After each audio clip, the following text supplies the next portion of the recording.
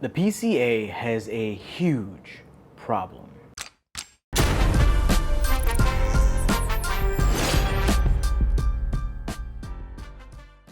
The actual trade show itself is a buyer and seller show, but the problem is there's a little third guy there called media, and I recently attended PCA as media. I was lucky enough to be given a kind of slide in. I didn't have to pay my way. Someone had an extra slot and I filled that slot. And my problem with PCA is media itself, if that's your bracket, if that's your bag, if that's why you're going to attend PCA for, you get shit. You absolutely get shit. You get 1 hour a day before the rest of the attendees can attend the show to interview companies. Now the problem with this is, 1 hour is not nearly enough time to get through hundreds, I believe they even may have been over 1,000 this year, worth of booths. There are a lot of booths. So if you're truly trying to make up that $450 price tag, if you bought the lowest price tag for media, you have 4 hours to knock out, I don't know, 1,000 interviews. After that 1 hour, your benefits are gone. You're just there, and you have access to brands. Girl, we have access to brands at any brand outreach event that these companies throw. Anytime they're at your local shop, we have access to them. Shit, through social media, we can set up live streams and have them attend whatever the hell we want to. Hi, West Tampa, we're gonna connect soon. PCA wasn't even needed for that interaction to happen.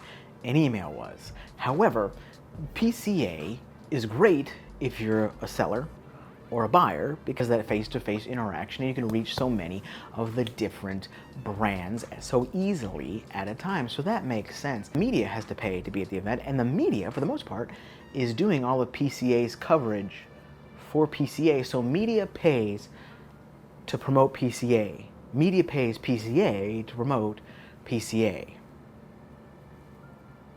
Why go? Now again, I was lucky enough to slip in underneath someone else's badge, so I only had to pay my way to the Venetian, which wasn't cheap, and airfare, which wasn't cheap, and food in Vegas, which also wasn't cheap, but I didn't have to pay to go to the event, which is the main thing that I'm talking about here. And it was weird because, okay, if it truly was meant just for buyers and sellers, why the fuck did they have giant booths? Why was Cordelito's face everywhere? Why was JC Newman's El Reloj replica there? If you were just there for buyers and sellers, it doesn't make any sense, because they try and make it a fan expo, but you have to media to get in, you have to pay media prices to get into the fan expo. But it's not a fan expo. PCA has an identity crisis. Because what is it? Is it not for fans? Because that's TPE. So is PCA just for buyers and sellers? Is it just there for buyers and sellers and media? Or is it for fans? Because I tell you fucking what, do you know what PCA was really for? Companies who crave validation getting sucked off by media. I watched Papa Saka sit there like Santa Claus on his big throne and have people just give him hand jobs all day. What the fuck was that? I mean, they weren't going there just to learn about the cigars.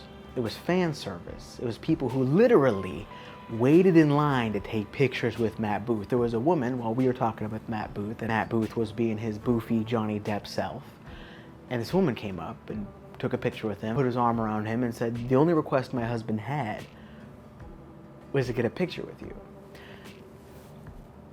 Media, buyer, or seller? Which one was she? And I think that's the biggest problem. Pravada was there. Brian singled me out. We had a whole interaction. They weren't there for cigars, though. They said Cigars, Limited Cigar Association. No, they had a beautiful line of booths that had VR and were doing professional interviews. It was Pravada. As I've said before, Pravada's not cigars. Pravada is media, and they're better media than you. You can hate him if you want, but that's the truth. They had a booth. Could you be media and have a booth?